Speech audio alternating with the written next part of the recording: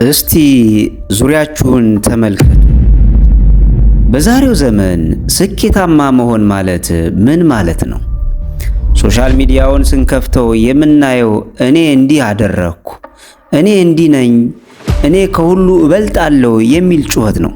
ራስን ማግነን፣ በሌሎች ላይ መረማመድና ትዕቢት የዘመናችን የስኬት መለኪያ የሆኑ ይመስላል። ነገር ግን አንድ እውነት ልንገራችሁ። በውስጣዊ ስኬት አብጠው በውስጣቸው ግን ሰላም ያጡ፣ በብቸኝነትና በትዕቢት የሚሰቃዩ ስንት ሰዎች አሉ። እውነተኛው ከፍታ የሚጀምረው ከዝቅታ ነው። ዛሬ በኦርቶዶክሳዊ ስነ ልቦና ውስጥ የሁሉ በረከትና የውስጣዊ ሰላም መሰረት ስለሆነችው ስለ ትህትና እንነጋገራለን። ትህትና ማለት ራስን መጥላት ወይም ዝቅ አድርጎ ማየት ሳይሆን ራስን በእውነተኛው የእግዚአብሔር መነጽር ማየት ማለት ነው። ትህትና ከዝቅታ የሚጀምረው እውነተኛው ከፍታ። ሰላም ኦርቶዶክሳዊ ወጣቶች፣ ከመቼውም ጊዜ በላይ ራሱን የሚያውቅና በሃይማኖቱ የጸና በምግባሩ የቀና ትውልድ በሚያስፈልግበት በዚህ ዘመን ይህ ቻናል ወጣቶችን ወደ ትክክለኛው ኦርቶዶክሳዊ ስነ ልቦና፣ ጠንካራ ማንነትና የጠለቀ ዕውቀት ከፍ ለማድረግ የተፈጠረ የለውጥ አውደ ምሕረት ነው። በጋራ እየተማረን የተሻለ ማንነትን እንድንገነባ ሰብስክራይብ በማድረግ ቤተሰቡ ይሁኑ። ይህንን ቪዲዮ ሼርና ላይክ በማድረግ ለሌሎች እንዲደርስ ስለምታደርጉ በቅድሚያ ከልብ በእግዚአብሔር ስም እናመሰግናለን። ወደ ዛሬው ሐሳባችን እንመለስ። የቤተ ክርስቲያናችን ታላቁ ሊቅ ቅዱስ ዮሐንስ አፈወርቅ እንዲህ ይላል፣ ትህትና የሁሉ በጎነቶች ስር፣ እናት፣ ሞግዚትና መሰረት ናት ይለናል። አንድን ዛፍ ተመልከቱ። ስሩ ወደ መሬት ጠለቅ ብሎ በገባ ቁጥር ቅርንጫፎቹ ወደ ሰማይ ከፍ ይላሉ። መንፈሳዊ ሕይወታችንም እንዲህ ነው። በትህትና ወደ ታች ዝቅ ባልን ቁጥር በእግዚአብሔር ዘንድ ከፍ እንላለን። ቅዱስ ይስሐቅ ሶርያዊ ደግሞ በጣም የሚገርም ምስጢር ይነግረናል። ትህትና የእግዚአብሔር ልብስ ነው ይለናል።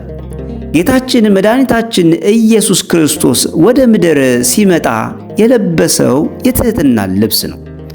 ትዕቢተኛ ሰው የእግዚአብሔርን ጸጋ ከራሱ ያርቃል። ውሃ ሁልጊዜ ወደ ዝቅተኛ ቦታ እንደሚፈስ ሁሉ የእግዚአብሔርም ጸጋ ወደ ዝቅተኛ ወይም ወደ ትሑት ልብ ይፈሳል። አንድ ዕቃ ባዶ ካልሆነ በስተቀር ሌላ ነገር ሊቀበል እንደማይችል ሁሉ እኛም ራሳችንን ከትዕቢትና እኔ አውቃለሁ ከሚል ስሜት ባዶ ስናደርገው የእግዚአብሔር ጸጋ በውስጣችን ይሞላል። አንድ ጊዜ አባ መቃርስ ሰይጣንን በምድረ በዳ ሲያሸንፉት ሰይጣኑ ተቆጥቶ እንዲህ አላቸው፣ መቃርስ ሆይ አንተ የምትጾመውን እኔም እጾማለሁ፣ አንተም የምትተጋውን እኔም አልተኛም። ነገር ግን አንተን ያላሸነፍኩ በአንዲት ነገር ብቻ ነው ይለዋል። እርሱም ትህትና ናት ብሎ ይመልስለታል። አያችሁ ተወዳጆች እህቶችና ወንድሞች፣ ሰይጣን ሁሉ አለው፣ ነገር ግን ትህትና በፍጹም ሊኖረው አይችልም። ምክንያቱም ሰይጣን የሆነው በትዕቢት ወይም ራሱን ከፈጣሪው ጋር ለማስተካከር በመሞከሩ ስለሆነ በትህትና ፊት መቆም አይቻለውም። ለዚህ ነው በትህትና የምንኖር ከሆነ ከጠላት ጦር ሁሉ የሚበዛብን። ትዕቢተኛ ሰው ሁልጊዜ ክብሬ ተነካ፣ ዝቅ ተደረግኩ፣ አልተከበርኩም በሚል ስጋትና ጭንቀት ውስጥ ይኖራል።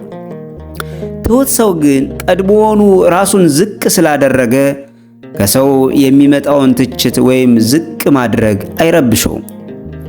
ቅዱስ ይስሐቅ ሶርያዊ እንዳለው ትሑት ሰው የሚሰድበው የለም፣ የሚወድቅበትም ቦታ የለም፣ ምክንያቱም ቀድሞውኑ መሬት ላይ ነውና ይለናል። ተወዳጆች እህቶችና ወንድሞቼ እንግዲህ እኛ በዕለት ዕለት ሕይወታችን በሥራ ቦታችንና በቤታችን ይህንን የኦርቶዶክሳዊት ትሕትናን እንዴት እንለማመደው የሚለውን ቅድስት ቤተ ክርስቲያንና ቅዱሳን አባቶቻችን 3 መንገዶችን በሚገባ ያሳዩናል። የመጀመሪያው ስኬትን ለእግዚአብሔር መስጠት ነው። ትልቅ ውጤት ስናመጣ በስራችን ስንመሰገንና ስኬት ስናገኝ በእኔ ጉብዝነት ነው አንበል። እግዚአብሔር በጸጋው ስለጎበኘኝ ስላገዘኝ ማለትን መለማመድ ይጠበቅብናል። ክብርን ወደ ምንጩ ወደ እግዚአብሔር መመለስ ትልቅ ትሕትና ነው። ሁለተኛው ሌሎችን ከራስ አብልጦ ማየት። ሐዋርያው ቅዱስ ጳውሎስ እያንዳንዱ ሌላው ከእርሱ እንዲበልጥ በትሕትና ይቁጠር እንዳለ ከሰዎች ጋር ስንነጋገር እነሱን ለማሸነፍ ሳይሆን ለመማር እናዳምጣቸው።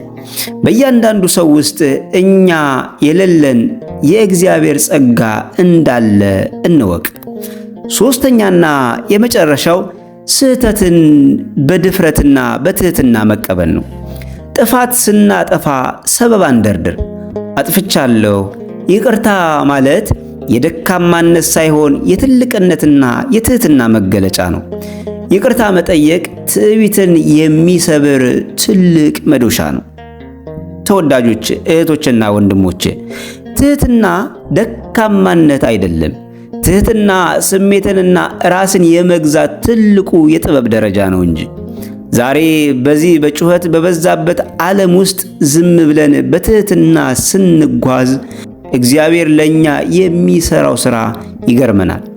ዛሬ ራሳችንን ዝቅ እናድርግ፣ እግዚአብሔር በጊዜው ከፍ ያደርገናል። በሰዎች ፊት ትልቅ ከመሆን ይልቅ በእግዚአብሔር ፊት ልጆች መሆን ይሻለናል። ተወዳጆች እህቶችና ወንድሞች፣ ይህንን መልእክት ትሕትና ለሚያስተምረንና በእውነት ለምናከብራቸው ሰዎች ሼር እናደርግላቸው። የትሕትና መዓዛ በሕይወታችን ላይ ይፍሰስ። ሰላም እግዚአብሔር ከሁላችን ጋር ይሁን። ቸርን ሰንብት። ወስብሐት ለእግዚአብሔር።